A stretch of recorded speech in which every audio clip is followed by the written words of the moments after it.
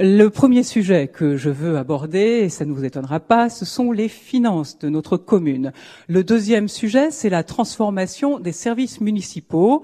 Le troisième sujet, c'est le commerce. Le quatrième, la sécurité. Le cinquième, le logement. Le sixième, le transport. Et le dernier point, ce sera l'environnement. Sur les finances de notre ville, eh bien, ça a été une année, vous vous en doutez, 2009, une année qui n'est pas facile. Vous en connaissez le contexte, un contexte de crise.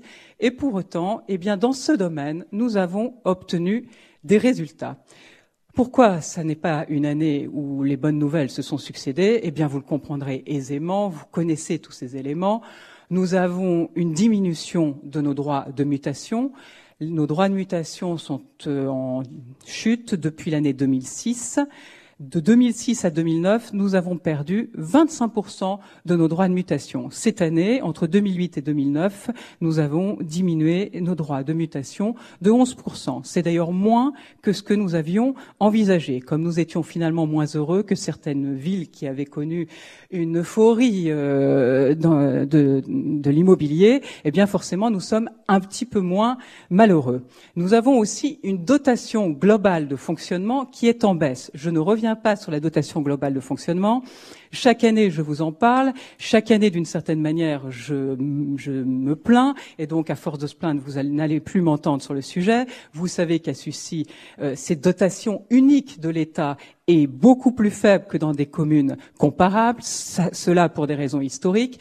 Donc, quand elle diminue dans les autres communes, c'est déjà désagréable, et elle diminue dans l'ensemble des communes de France, puisque en fait, c'est l'État qui diminue ses dotations aux communes parce qu'il faut réduire le déficit public, mais c'est évidemment bien plus désagréable dans une commune comme la nôtre, où la dotation globale de fonctionnement est déjà faible. Alors, me direz-vous, ça, ce sont des éléments généraux, et on a subi d'une certaine manière le même sort que les autres communes. Mais là où nous avons un sort un petit peu particulier et qui nous est propre, c'est sur un sujet que vous connaissez aussi, la disparition de notre recette de taxe foncière. Alors là, nous ne sommes pas les seuls. Nous ne sommes pas les seuls dans le département, mais nous sommes que quelques-uns, et notamment ce soir, parmi tous les maires qui sont présents, je crois qu'il n'y a que la ville de Maisons-Alfort qui soit concernée par ce sujet. Nous sommes en fait 40 communes en Île-de-France à subir cette disparition de recettes. En fait, qu'est-ce qui unit ces communes? C'est le fait d'avoir sur leur territoire un patrimoine qui appartient à ICAD. ICAD, c'est l'ancienne SIC, c'est une filiale de la Caisse des dépôts et consignations. Pour nous, c'est le patrimoine, une partie du patrimoine de la Fosse Rouge, et 16 tours à la Cité Verte. Alors, qu'est-ce qui s'est passé? Vous connaissez, les journaux en ont parlé, c'est ce qu'on appelle la vente du siècle. C'est une vente massive de tout le patrimoine qui appartient à cette société. Et l'État a choisi, c'est totalement dérogatoire, d'exonérer les nouveaux propriétaires de ces ensembles immobiliers du paiement de la taxe foncière. Et là où je dis c'est totalement dérogatoire, c'est pas l'exonération qui est en elle-même étonnante. On comprend d'ailleurs ce que l'État a voulu faire.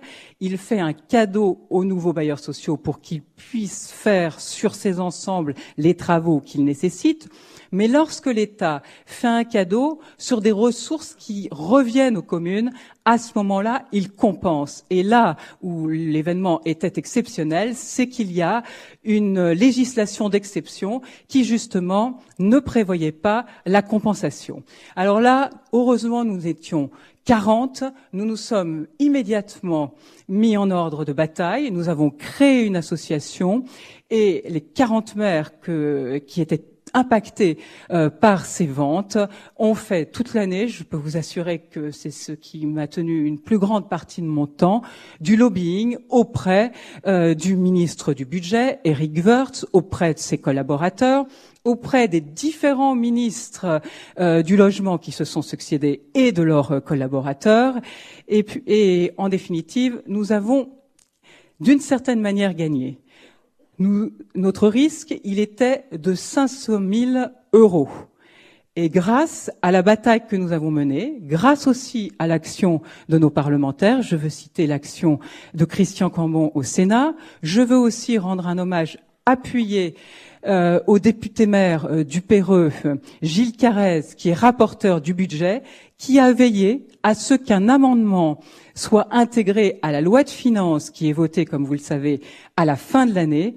Et cet amendement a diminué le risque que nous courions tous. Je dis diminuer parce que finalement, la ville de Sucy, au lieu de voir 500 000 euros disparaître de ses recettes, c'est-à-dire 7% de diminution de sa taxe foncière, verra quand même 200 000 euros disparaître des recettes de taxe foncière. C'est plus d'un point d'impôt.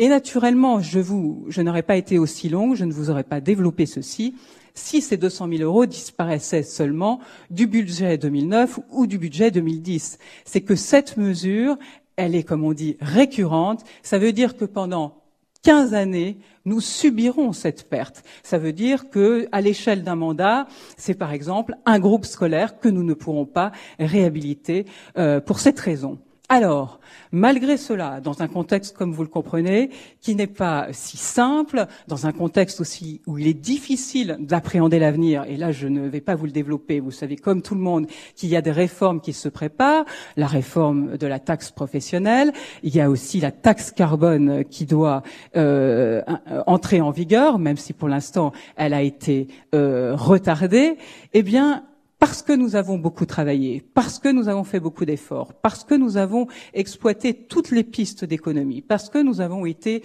gestionnaires, parce que nous avons fait des économies qui vont bien au-delà des économies que vous avez pu constater, puisque ce que vous avez vu et que vous avez d'ailleurs discuté, commenté, c'est simplement le déplacement, et là je me tourne vers Xavier Mathieu, de la fête des associations du parc de la Garonnière à l'esplanade de l'espace Jean-Marie Poirier.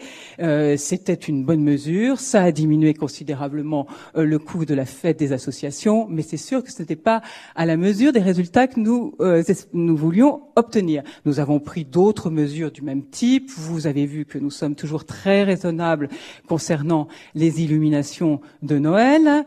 Vous avez vu aussi, et c'est là où je dis que vous en avez beaucoup discuté, et vous l'avez même très souvent regretté, que nous n'avons pas cette année, au moment de Noël, installé devant le château une patinoire. Nous l'avions dit, si nous n'avions pas d'aide des entreprises, puisque c'était les entreprises qui sponsorisaient cette patinoire, et les entreprises, vous le comprenez bien, ne se bousculent pas à la porte en ce moment, eh bien à ce moment-là, nous avions dit que nous ne referions pas de patinoire à Noël. Ça ne veut pas dire qu'il n'y aura plus jamais de patinoire à Noël, mais ça veut dire que cette année, nous avons estimé que c'était cohérent de ne pas le faire. Alors, quand je dis que les résultats sont là, eh bien d'abord, ce sont les services de l'État qui reconnaissent que nous avons bien évolué et qui disent que nos ratios se sont considérablement améliorés. Cette année, je suis en mesure de vous annoncer que dans le contexte que je viens de vous décrire, la ville de Sucy a réussi à se désendetter pour 1 million d'euros. Sur le plan fiscal, l'année dernière, je vous avais dit que nous n'augmenterions pas les impôts de plus de 1%. Nous avons fait une augmentation en 2009 de 0,96%. Certes, c'était encore une augmentation, mais elle était inférieure à ce qu'ont fait, et là je parle sous le contrôle des maires, beaucoup de maires de communes voisines qui avaient des besoins qui allaient de l'ordre d'augmentation de 4 à 6%. Ça veut dire que nous avions les mêmes besoins et pourtant nous avons augmenté de moins de 1%. Cette année, au moment du vote du budget, vous savez que ce vote se déroule en mars, je proposerai que l'augmentation soit encore inférieure à celle de l'année précédente. Alors évidemment, je sais que ça ne va pas chez vous m'apporter des applaudissements puisque je suis tout à fait consciente du niveau où nous sommes situés à Sucy en matière de pression fiscale. Mais pour autant, je souhaitais vous dire que nous avons inversé la tendance, que nous obtenons de véritables résultats.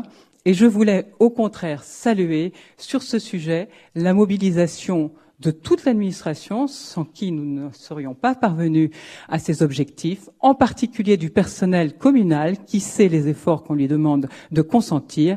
Et naturellement, je me tourne vers tous mes collègues du conseil municipal qui, eux aussi, savent que nous avons fait des promesses en la matière et qu'il faut les honorer. Et naturellement, je veux saluer les efforts tout particuliers de Jean-Daniel Amsler, qui est mon premier adjoint et qui est en charge des finances de la ville de Sucy.